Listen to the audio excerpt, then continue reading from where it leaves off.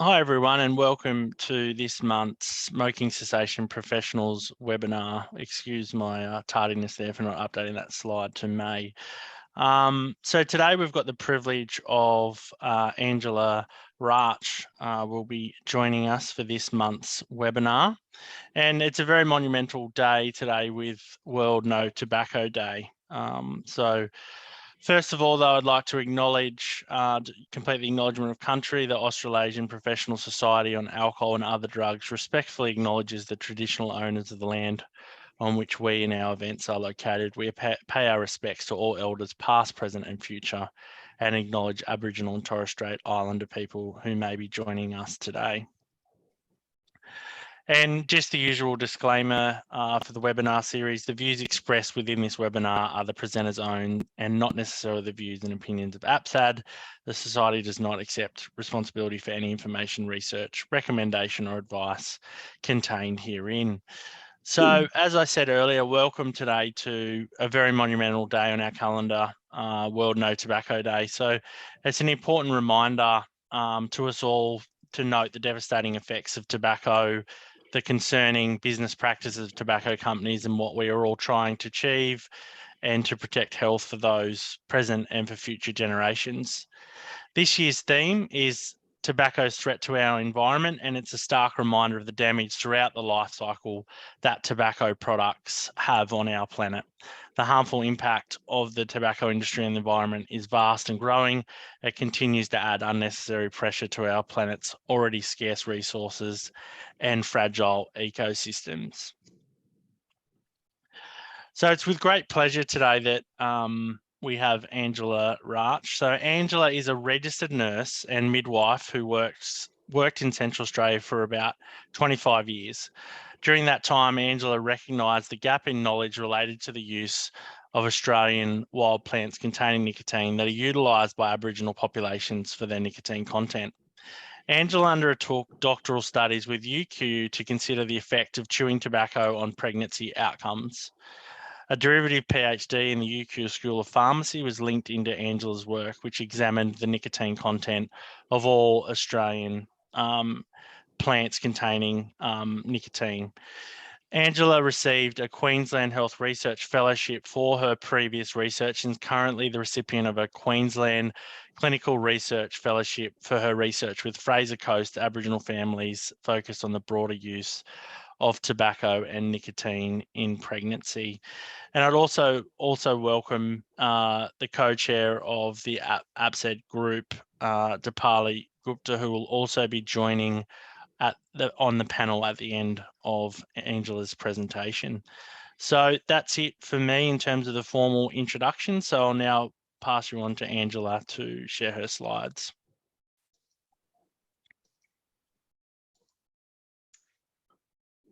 Thanks, Ryan. Hopefully you can hear me. Yep, fine. Okay, so good afternoon, everyone. My name is Angela Ratsch, and my topic today is entitled Smoking Clinicians' Eyes, Missing Fetal Nicotine Exposure. I'd firstly like to begin by acknowledging the traditional custodians on the lands and water we're meeting on today and pay my respects to the elders past, present and emerging. In particular, I'd like to acknowledge the Nangijara Pitjantjatjara Yankunytjatjara Women's Council in Central Australia for their support for the project and findings that I'm presenting today, and the Bachelor people of the Fraser Coast area who provide support for the current research on the Bachelor lands and where I'm presenting from today. I'd also like to thank the Smoking Cessation Special Interest Group for the opportunity to talk with you today. My particular area of work isn't smoking, nor is it cessation, but I'm hopeful that the attendees may find the presentation of interest and possibly provide an expanded lens in their own work. I imagine that when you saw the topic around fetal tobacco exposure, many of you sighed. Don't we already know everything there is to know about the outcomes of tobacco use in pregnancy since the first report by Simpson over 60 years ago? In this presentation, I'll argue that the focus since then has been on maternal smoking to the exclusion of the primary pharmacologically active component in tobacco, nicotine. I argue that the smoke from the maternal cigarettes and secondhand vapour may have preoccupied clinicians to the extent that the nicotine and its impact on the fetus has been overshadowed. and in the context of public health policy, rapidly expanding commercial and pharmacotherapeutic innovations, and the shifting cultural and social landscape that is tobacco and nicotine use, it's a topic that needs to be considered. The presentation will take about 25 minutes and is jam-packed, so apologies up front for the pace and the simplification of information to meet the time frame. I'll commence with how did I get to this space and the smokeless tobacco research I've undertaken. I'll do a very basic revision of the pharmacokinetics and dynamics of nicotine, specifically in relation to the developing fetus, and I'll present a short overview of the research project that I'm currently conducting, followed by some recommendations. And at the end, there'll be an opportunity for questions. So, how did I get to this place today? In Australia, wild nicotiana grow extensively across the country, and in Central Australia, Aboriginal populations utilise these plants as a smokeless product. The plants are collectively known by a variety of names, one of which is pitchery. In a practice known as chewing, the plants are habitually masticated and retained in the oral cavity for extended periods of time, similar to nicotine gum or oral snuff. When not in the oral cavity, the wet quid is placed behind the ear, having contact with the skin in much the same way as a nicotine patch. These are both important points and will be picked up again later. Pitchery use continues throughout pregnancy and lactation. My interest in the topic arose from my clinical observation of the adverse outcomes in the neonates of pitchery mothers. I wanted to understand if the use of smokeless tobacco could impact pregnancy, as had been seen with smoked tobacco use. In terms of pitchery, there's a plethora of misinformation on the web, so don't read it. But in terms of health, there was no Western understanding of the botanical nature of pitchery, its biochemical content, the administration practices, who was using it, when did that use start, and how often it was used. And there'd been no research on the general health outcomes of pitchery use, and in pregnancy, there was no evidence as to the specific outcomes of pitchery use. However, in contrast to the evidence related to the use of combusted tobacco, there is very little worldwide evidence as to the outcomes of smokeless tobacco use in pregnancy. Smokeless tobacco products are, by definition, not burnt and inhaled, but are chewed, snorted, pasted, powdered, ingested, applied to the gums, or used rectally. The findings of this research would provide an understanding about this context and would contribute to the development of evidence-based information for the broader worldwide group of women who use smokeless tobacco. The World Health Organization estimates that more than 300 million people regularly use smokeless tobacco, and from that population, regularly 90 million women use smokeless tobacco. So, onto a little of the pharmacokinetics and dynamics of nicotine, and focusing on the fetal development. Nicotine is the major pharmacologically active alkaloid in tobacco. It's a dose-dependent lethal poison whose absorption is pH dependent. It's both hydrophilic and lipophilic, enabling it to cross physiological membranes, including the skin and mucosa, dependent on the pH environment. Commercially, smokeless tobacco products and NRT are buffered to enable and prolong the absorption of nicotine across membranes. And around the world, non-commercial smokeless tobacco products are buffered with products such as slated lime to obtain this outcome. Central Australian Aboriginal people use wood ash from specific trees to increase the alkalinity to ensure oral and skin absorption. So burnt tobacco, as in cigarettes, has an initial and rapid peak nicotine concentration and a short half-life, leading to a decline in blood concentrations, usually by 1 to 2 hours after the cigarette. The use of smokeless tobacco provides a slower rate of nicotine absorption than cigarettes. However, the peak concentrations can be as high as or higher than cigarettes. In addition, there is an extended half-life. This is due both to the addition of the buffer and the administration method, with both the mucosa and the skin acting as reservoirs for nicotine. Even 16 minutes after the oral removal of a tobacco quid, nicotine is still available in the mucous cells. So if we think about pregnancy and fetal exposure, we see different waveforms from different maternal tobacco and nicotine use. There's a steep rise and fall in the fetal exposure from maternal cigarette use. And most people don't smoke overnight, so there's an extended decreased fetal exposure time. With smokeless tobacco, nicotine patches and gums, there's a plateau in exposure for the fetus, and there isn't an extended decrease in fetal exposure time compared to cigarettes. So when health professionals think about maternal cigarettes and fetal outcomes, they frequently think of smaller baby, born early, SIDS and stillbirth, and an increased neonatal and hospital morbidity and mortality. But these outcomes are very short range and don't measure the impact of fetal nicotine exposure has across the offspring's life. So let's think about this pharmacokinetics and dynamics of nicotine on the developing fetus. Nicotine mimics the action of acetylcholine at the receptor sites named for this effect, the nicotine acetylcholine receptors. As nicotine mimics acetylcholine, it has a significant effect on multiple body systems and responses, as well as in the brain and at the neuromuscular synaptic junction. In this presentation, I'm only going to focus on the developing fetal brain. So fetal nicotine acetylcholine receptors emerge very, very early in pregnancy, by about the 4th or 5th week. We do know that nicotine acetylcholine receptors are significantly involved in brain development by promotion of cell division and then the subsequent promotion of the switch from cell replication to cell differentiation. The presence of these receptors in early embryogenesis indicates that nicotinic signaling may be an important part of neural development, and their relative distribution in the brain varies with developmental age and stage.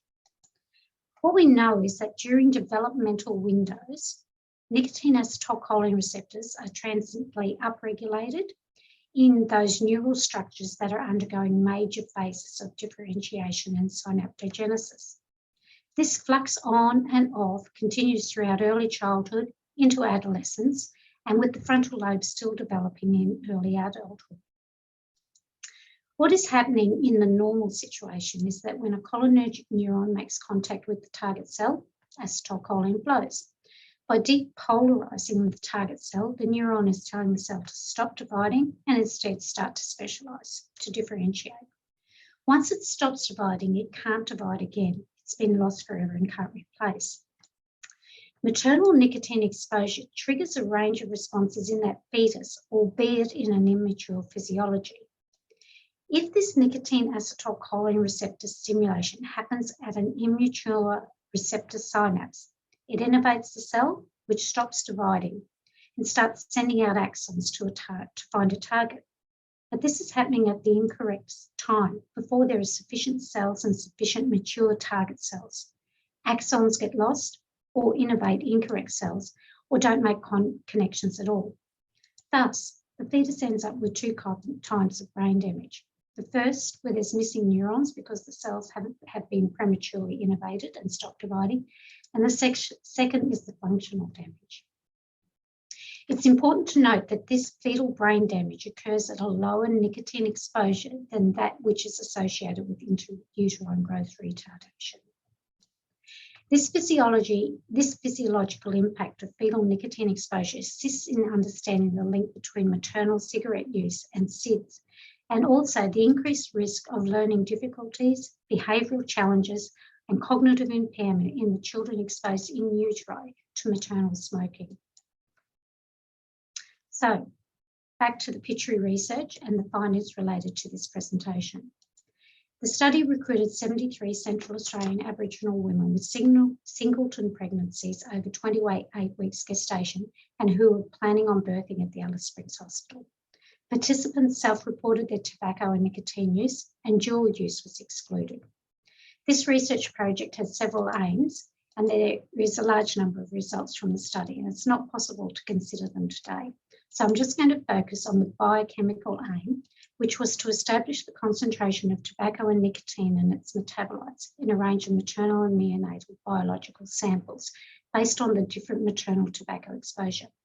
For the purposes of this presentation, I'm just going to call these results the nicotine concentrations. The samples chosen for collection were those that best demonstrated recency of maternal exposure, the level of maternal fetal transfer, neonatal excretion capacity, and the potential for continued exposure. This figure displays the summary findings of the no tobacco, with the no tobacco group on the left, the pitchery chewers in the middle, and the smokers on the right.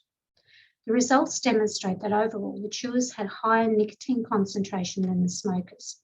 The chewers have higher mean maternal venous blood concentrations compared to the smokers. This translates to higher mean nicotine concentrations in the venous cord blood of the pitchery users compared to the smokers, and to a higher mean return from the fetus back to the maternal circulation in the arterial cord blood. In the day 1 chewers neonatal urine, it showed higher mean concentrations of nicotine compared to the smokers. We also had day 3 neonatal urine results, which aren't shown on this chart, and which indicated that both for the chewers and the smokers, the neonatal results had decreased by day 3, but not to the level of the no tobacco users. We also had breast milk results, which showed that the chewers had higher mean nicotine concentrations, 5 times higher than that of the smokers and the no tobacco users. But this is probably an access to tobacco issue, with the smokers needing to leave the grounds to smoke, while the chewers can continue to obtain and maintain their nicotine supply while in hospital. We'll now go on to concentrate on one of the most often reported outcomes of maternal smoking, and that is birth weight and its relationship to nicotine results. When we looked at our maternal nicotine levels, we saw as expected that as the nicotine level increased, birth weight decreased. But then when we looked at the birth weight of the groups, the mean was surprisingly similar, which didn't match what was expected from the smoking literature, our nicotine biochemical findings, or my clinical experience with pitchery users. We then considered the factors that contribute to birth weight, and one of the most obvious is maternal elevated glucose. In this population, the term maternal elevated glucose was used, as often the medical record recorded both pre-gestational and gestational diabetes. When the cohort was stratified by maternal elevated glucose, the rate in the no tobacco users was 16%, the smokers was 22%, and the chewers was 47%. What we saw when we stratified by the presence of elevated glucose was that the nicotine level was higher, and of course the birth weight was higher in those with elevated glucose. In the absence of elevated glucose, the nicotine level was lower and the birth weight was lower. When we looked at the birth weights without elevated glucose, the no tobacco exposed babies were 228 grams less than their counterpart. In the tobacco exposed groups, we get a better picture of the impact of nicotine without being masked by elevated glucose. The non-exposed smokers' babies, so non-exposed to diabetes, were 470 grams less than their counterparts exposed to maternal elevated glucose. And then the non-exposed pitchery babies were a little over 1,000 grams less than their counterparts exposed to maternal elevated glucose. Over 1 kilo less when the mother is using a non-combusted tobacco. So maternal elevated glucose was masking birth weight differences across the cohort, but to a high degree in the tobacco exposed groups, and providing an impression that tobacco use was not impacting birth weights. That is, the mean birth weight across the cohort was similar. What was also interesting was that there appeared to be almost a threshold level of nicotine exposure before there was evidence of elevated glucose. The mean nicotine concentration in both the smokers and the chewers without elevated glucose was nearly identical. And again, in both the smokers and the pitchery users with elevated glucose, where the levels were very similar. The data suggested that nicotine exposure could be a factor in elevated glucose. So when we think about this, we know that smoking in both men and women is associated with an increased rate of diabetes, and that diabetics who smoke have much more trouble controlling their sugar levels. And we know that men who use snus, which is an oral smokeless tobacco product, have a higher risk of diabetes. But there is a lot of debate about the contribution of other factors associated with tobacco use to the development of elevated glucose. Perhaps lifestyle, poor diet, high carbohydrate, high sugar diet, decreased exercise, perhaps alcohol use, all combined with the tobacco that contribute to this development of diabetes. In 2019, the answer became clearer when work with Ratsch showed that there is a diabetes-associated gene, TCF7L2, that regulates nicotine acetylcholine receptors and that respond in a dose-response manner to nicotine and subsequently impact glucose metabolism and result in diabetes. Our clinical findings of higher nicotine levels and elevated glucose were being confirmed by the genomic findings. So where does that all take us? In Australia, a prospective mother's use of cigarettes is recorded twice across the length of pregnancy. However, the use of nicotine replacement therapy, either medically or self-prescribed, such as nicotine sprays, lozenges, patch or gums, or the use of e-cigarettes and chewing tobaccos is not systematically collected or reported. This gap in information means measurements of maternal and fetal tobacco and nicotine exposure is inaccurate. Mothers and their babies are misclassified and adverse outcomes are not reported. In our study, the 19 Pitchery users were recorded as non-smokers and their outcomes were associated with no tobacco exposure. When we consider the most frequently reported outcomes around smoking exposure in pregnancy, they are gestational length, birth and labour outcome, and birth weight. But if I'd simply looked at the birth weight as the central measure of pregnancy outcome in relation to nicotine exposure, my interpretation would have been flawed. I would have missed the significant impact that maternal elevated glucose had on birth weight in the nicotine exposed groups. But of course, these outcomes are only pregnancy and at birth outcomes associated with smoking in pregnancy. In fact, these measures of small baby born early may in part be attributable to the vasoconstrictive impact of nicotine on the placenta. We really need to broaden our perspective and consider the impact of nicotine acetylcholine receptors of that nicotine exposure, and particularly the neurodevelopmental outcomes. We do know that maternal smoking is associated with much longer-term outcomes and health challenges for the children, including ADHD, learning difficulties, oppositional behaviour, and perhaps the onset of chronic diseases, including diabetes and lung diseases. If we review the smokeless tobacco, NRT and e-cigarette literature in pregnancy, most again is focused on maternal outcomes, cessation success, and immediate birth outcomes. But several authors are starting to recognise that we need to focus on the longer-term outcomes from in utero nicotine exposure. We're starting to see some of the evidence being reported that is similar to smoking in pregnancy outcomes, including increased risk of attention deficit disorder and attention deficit hyperactivity disorder. On a broader level, the Pitchery research contributes to the discussion as to the potential effects that non-burnt nicotine products may have in pregnancy, including NRT and e-cigarettes. And that leads me to the current research that I'm conducting with the Bachelor people of the Fraser Coast area and the local Aboriginal Health Service.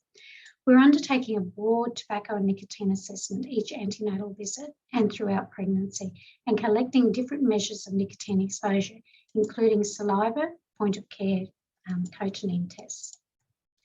This is important research for lots of reasons, one of which is that the metabolism of tobacco and nicotine in Aboriginal people has not been undertaken before. So beginning the pharmacogenomics knowledge will assist in developing a precision medicine approach for tobacco cessation for Aboriginal people. So where does that leave us? We know that 50 years ago, we thought it was okay to drink in pregnancy. The placenta protected the fetus, apparently. We then started to recognise adverse pregnancy and birth outcomes. So the recommendation was to limit to 2 drinks a day to reduce the risk of adverse pregnancy outcomes. Of course, longitudinal studies started to show that the effects of alcohol exposure on the developing fetus produced a lifelong legacy of harm. We now know that no level of alcohol is safe in pregnancy. So looking at just pregnancy and birth outcomes was too limited. We also used to think that smoking in pregnancy was safe. Again, the placenta protected the fetus. We then thought that the effect was just on birth weight and recommended that we should stop in the last 3 months so that the birth weight was normal. We started to measure then and report other effects on pregnancy and birth outcomes, gestational length, But at the same time, the world became conscious of secondhand smoke exposure. The focus changed from pregnancy and smoking to everyone being worried about their exposure to smoke, safe environments, litigious issues. We're all focused on harm minimisation from exposure to smoke.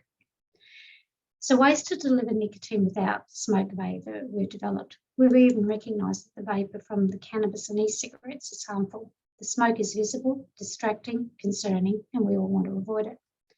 Well, what about the effects of nicotine on the developing fetus? My recommendations are that we consider our cognitive bias when we're interacting with patients, avoid a Eurocentric perspective on tobacco and nicotine use, and ask broadly about tobacco and nicotine products. And importantly, that tools and processes be established to collect, measure, and report the use and exposure to tobacco and nicotine throughout pregnancy and all other health encounters, thereby enabling robust longitudinal studies on the impact of tobacco and nicotine, not just on pregnancy and birth outcomes. So in winding up, I'd like to remind everyone I'm not a tobacco cessation specialist. I'm interested in having robust scientific information that will enable women to make informed choices about exposures that could impact the fetus, not only during pregnancy, but the rest of that child's life. I'd like to thank you today for your time today, and I'd welcome any questions. And I do have the references available as PDFs. I didn't put a list. They're all embedded in the PowerPoint. Thank you. So questions, please. Thank you so much, Angela, for that fascinating presentation. And yeah, getting through that in 30 minutes was quite an impressive task. So also joined today by Dipali on the panel. I might just ask in terms of the first question with nicotine exposure versus combustible tobacco smoking. Where do you see, I guess, from a treatment perspective, for those, it's always a hard clinical judgment, I guess, for those that want to use assisted techniques to quit, including nicotine replacement therapy versus unassisted. So how do you think we should go about that discussion around, recommendations in the guidelines for nicotine use, but also being mindful of the effects of nicotine in itself, because there's quite a tricky conversation, I would imagine. Did you have any thoughts on that, Angela? Yeah, look, this is such a really complex question, and I know that we have a quite an umbrella approach. In my work with patients, particularly, and I'm not a tobacco cessation specialist, but I talk with them about their tobacco use.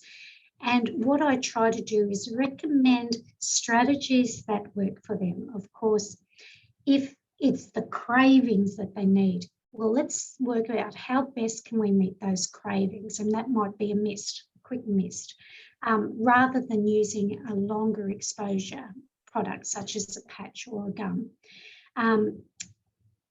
It's really tricky, and I don't have the knowledge to be able to speak on this matter in terms of cessation. All I can do is provide the science and what I understand about the science, where we don't know what is the safe exposure dose for a developing embryo, and that might change at different times through pregnancy as well. But we actually don't know what is the safe dose for that developing embryo that doesn't have long-term implications. So, okay, yeah, no, that's okay, Angela. Yeah, I know it was a bit of a complex question. Yeah, and where do you see your work going from now? I mean, it's a sample of 72 in the Alice Springs. Do you see things going a bit wider, more nationally across more Indigenous communities? Will you change any of the groups that obviously you've set predetermined the groups you set previously, but are you thinking there's extra cohorts or groups or comparators you want to include, or? Sure. So the population that we're recruiting now is Aboriginal women who attend, or people carrying an Aboriginal pregnancy, who attend the local Aboriginal health service at both Hervey Bay and Maryborough. And we're recruiting those people across the entirety of their pregnancy. So each visit, we're collecting a range of those samples, because what we want to do is understand the metabolism of nicotine throughout pregnancy. So we do obviously the carbon monoxide, but the saliva is a point of care. That also gives people who are using e-cigarettes, nicotine patches, nicotine gums, an indication of their exposure. And a lot are surprised. We keep collecting urine each time because we really want to get that pharmacokinetic. We're getting bloods, arterial and venous cord bloods. That'll give us the idea of exposure at the neonate. The placenta, we'll be looking at some of the effects of that, especially e-cigarettes on placental morphology. Breast milk, we're looking at that particularly in terms of the microbiome and tobacco and nicotine exposure from whatever substance people are using, on the effect on microbiome, and perhaps thinking about, does that affect failure to thrive or colic, a whole range of different types of measures as that neonate goes forward. So that's where we're looking at the moment, but we're considering all tobacco and nicotine exposures. And we have a very large form that we're collecting everything from. Yeah.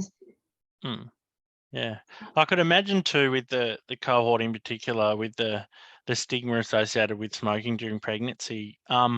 Did you contemplate, or have you collected data on anabazine to be able to verify whether or not in any of those groups there's use of or concomitant use of tobacco smoke as well? I know it's quite an expensive test to complete, but what are your thoughts on that one? Yeah, we got in my study in Central Australia, we got both A's. Okay, all right. We collected both of those because I really wanted to. The study hadn't been done before, so we really wanted to get a really good assessment. Where does this go to? Of course, we just focused on women. We didn't even look at men, and we need to look at men and not exclude men from understanding the issue. So that's a whole new ball game. We're also looking at how can we have international collaborations in this space. There's a Met Lab in Bangladesh who do a whole lot of work. They're very interested in picking up the study that we're currently using and running it in parallel with their very, very, very large longitudinal cohort over there. That brings in a whole lot of assistance with finance too, because the study we're doing at the moment has genomic analysis, which we're just working out how we can fund, but we will get the funding somehow. I don't think I've answered your question, Ryan. Oh, no, that's okay. No. I understand. It's very, it's complex in the sense of, what groups, what comparators, and then all the testing. And I think I admire, though, your efforts to do such high level testing, which is really important for objective verification. We do have a question, though, Angela, from Denise Hughes in the chat. So she's asked, do you use any incentives to keep the women interested and turning up for you?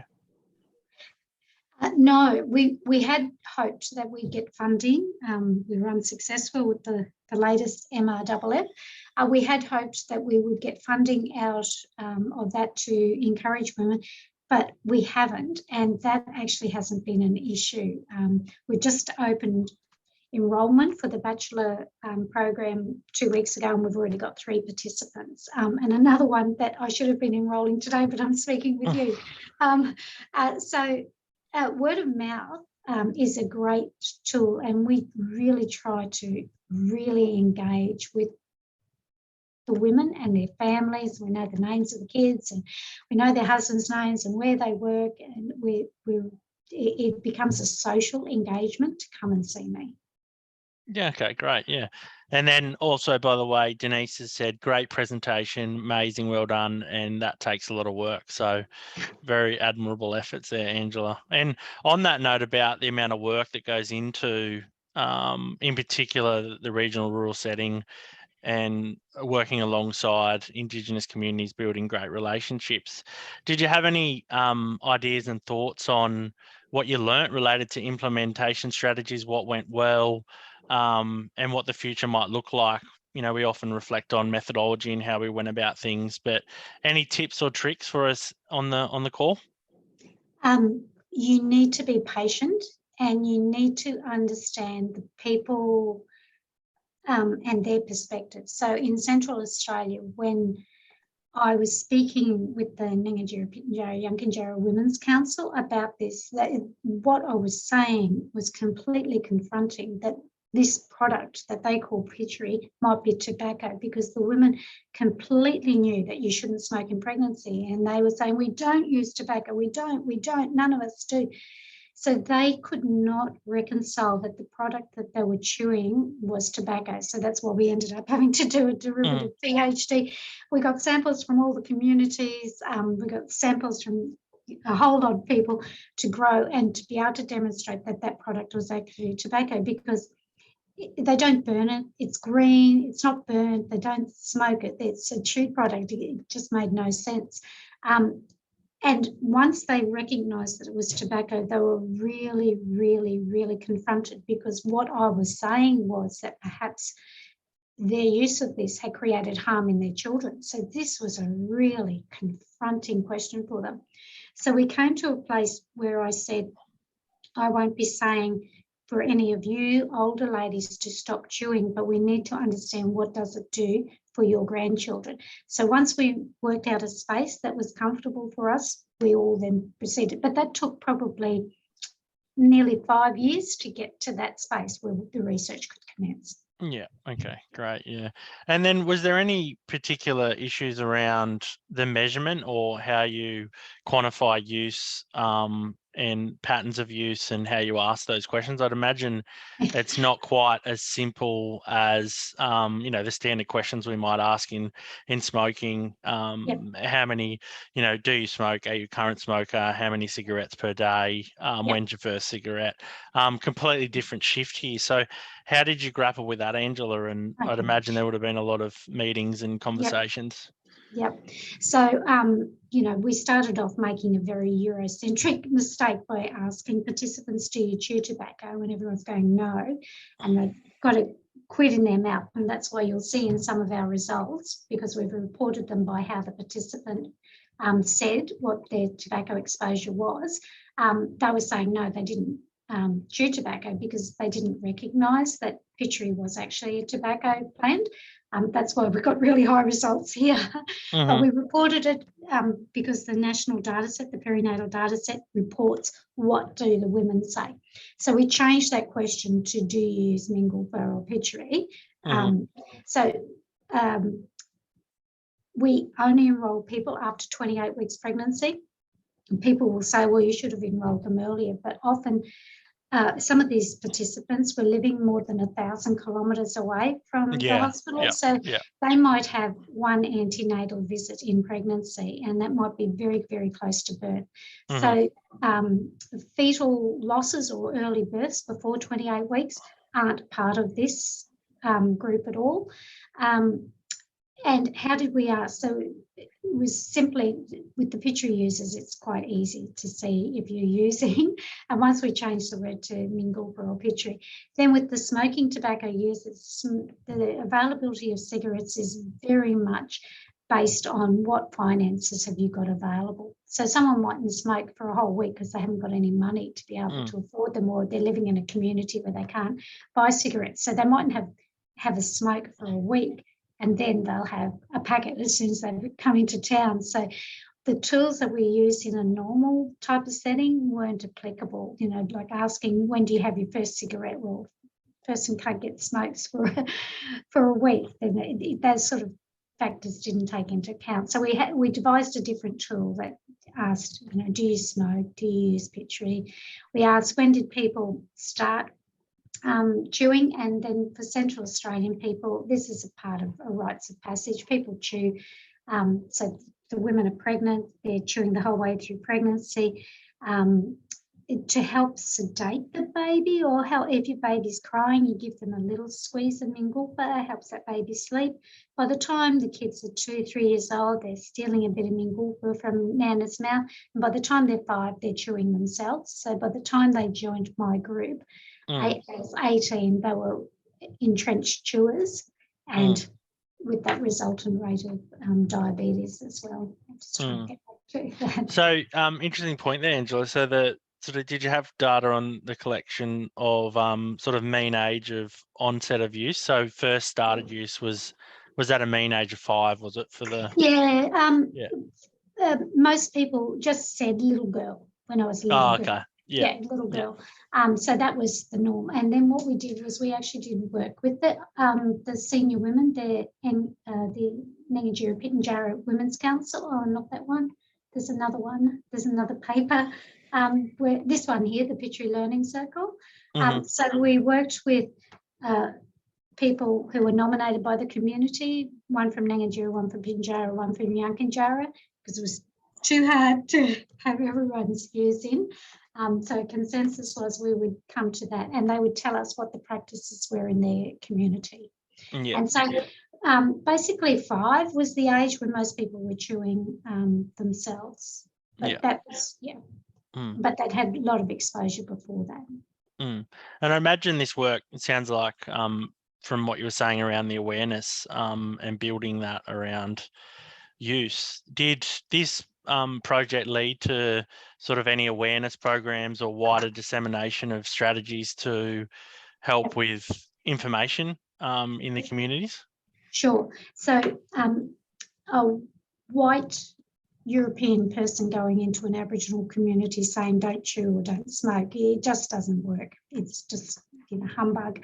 So what the strategy was to upskill the Nangajira Pitjantjatjara Yankunytjatjara Women's Council with this knowledge so that then they take it back to the community because they're the ones that influence the younger children and their children.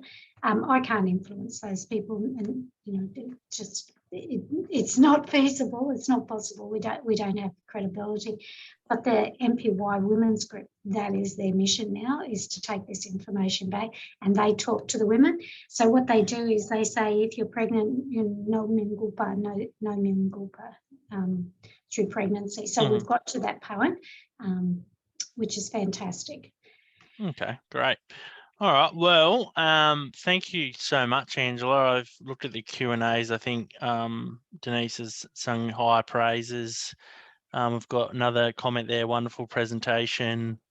And another big thank you for an interesting presentation. So unless you had any final thoughts, I think we could wrap up, or if any of the other panelists or others want to have any other Q&As. But I think that wraps it up, Angela. Any final thoughts?